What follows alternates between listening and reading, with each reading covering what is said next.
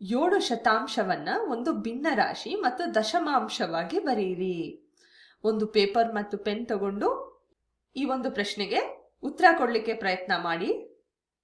7 ಶತಾಂಶ, 7 ಶತಾಂಶ. ನಾನು ಸೂಕ್ಷ್ಮವಾಗಿ ನಿಮಗೆ ಸುಳಿವು ಕೊಡ್ಲಿಕ್ಕೆ ಪ್ರಯತ್ನ ಮಾಡ್ತಾ ಇದ್ದೇನೆ. 7 ಶತಾಂಶವನ್ನ ನಾವು ಏನಾಗಿ ಬರಿಬೇಕು?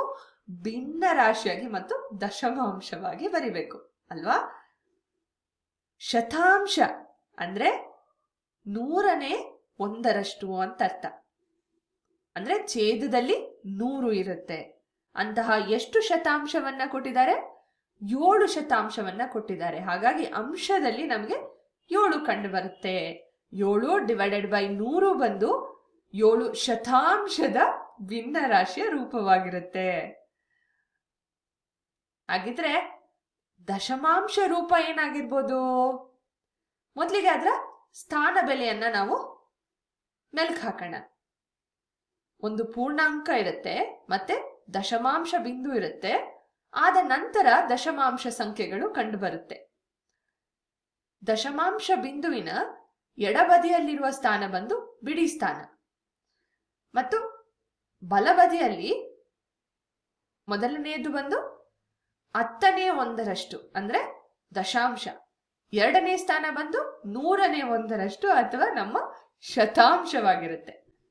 ಈ ಕೊಟ್ಟಿರುವ ಲಿಖಿತ ರೂಪದಲ್ಲಿ 7 ಶತಾಂಶದಲ್ಲಿ ನಮಗೆ ಯಾವುದೇ ಬಿಡಿ ಸ್ಥಾನ ಕಂಡು ಬರಲ್ಲ ಅಲ್ವಾ? ಹಾಗಾಗಿ 0 ಬಿಡಿ ಸ್ಥಾನಗಳಿರುತ್ತೆ ಮತ್ತು ದಶಾಂಶ ಕೂಡ ಯಾವ ಸಂಖ್ಯೆನೂ ಇಲ್ಲ. ಹಾಗಾಗಿ 0 ದಶಾಂಶಗಳಿರುತ್ತೆ, ಆದ್ರೆ 7 ಶತಾಂಶಗಳಿರುತ್ತೆ.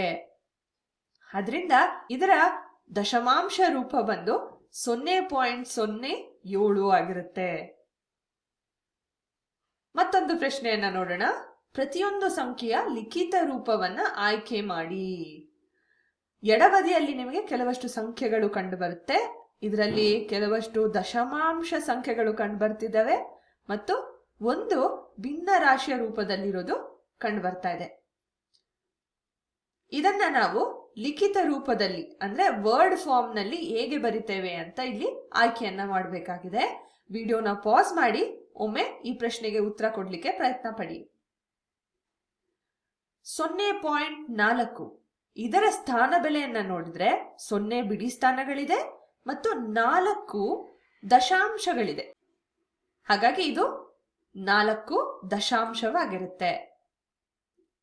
ಎರಡನೇ ಸಂಖ್ಯೆಯನ್ನ ನೋಡಿದ್ರೆ 4 ಡಿವೈಡೆಡ್ ಬೈ 10 ಅಥವಾ 10ನೇ4, ಇದು ಕೂಡ 4 ದಶಾಂಶವಾಗಿರುತ್ತೆ. ಇವೆರಡು ಒಂದೇ ಸಂಖ್ಯೆಯನ್ನ ಪ್ರತಿನಿಧಿಸ್ತಾ ಇದೆ. ಇದು ಬಂದು ಭಿನ್ನ ರಾಶಿಯ ರೂಪದಲ್ಲಿ, ಇದು ದಶಮಾಂಶ ರೂಪದಲ್ಲಿ. ಇದರಲ್ಲಿ ಸ್ಥಾನ ಬೆಲೆಯನ್ನ ನೋಡಿದ್ರೆ ನಾವು 0 ಬಿಡಿ ಸ್ಥಾನ, 0 ದಶಾಂಶ, 4 ಶತಾಂಶ. ಹಾಗಾಗಿ ಇದು 4 ಶತಾಂಶ ಆಗಿರ್ಬೇಕು.